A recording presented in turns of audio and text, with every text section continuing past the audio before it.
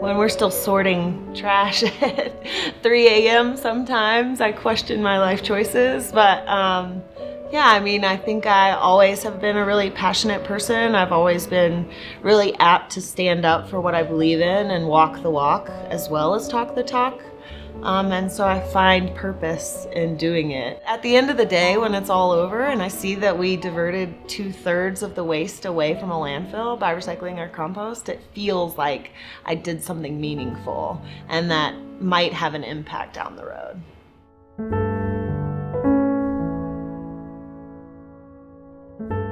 You know, I spent my whole life like feeling like the green nerd that nobody cares about, and it finally feels good. It's your time. Yeah, This is your time. It feels good to come to a festival where people really do value and appreciate the work that we do, and all the thank yous and the hugs and the high fives that we get from people. It just shows us.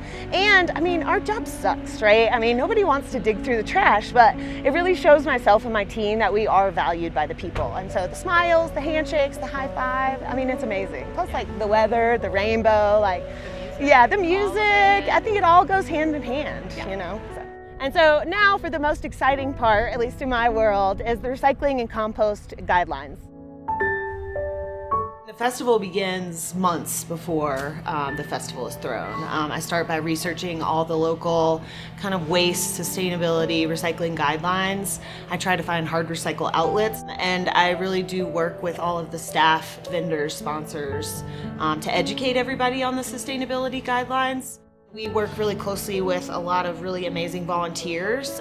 We quickly educate them on the guidelines, and then we rely on those volunteers to educate the rest of the patrons on what waste goes where and how to dispose of it properly. I mean, I've worked my fair share of festivals where people just don't care.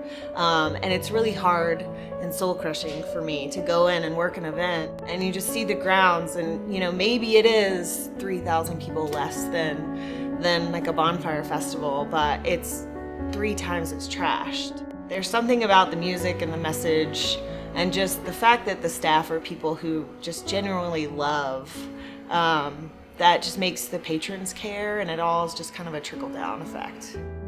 I think in this industry a little bit too, you get labeled as like trash police.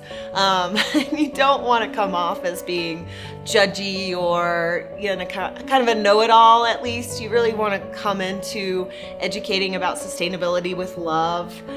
Habit change is hard for everyone. So yeah, I remember getting a radio my first festival and being terrified to just, you know, explain the recycling guidelines or just tell everybody, you know, hey, we're gonna come be picking up compost.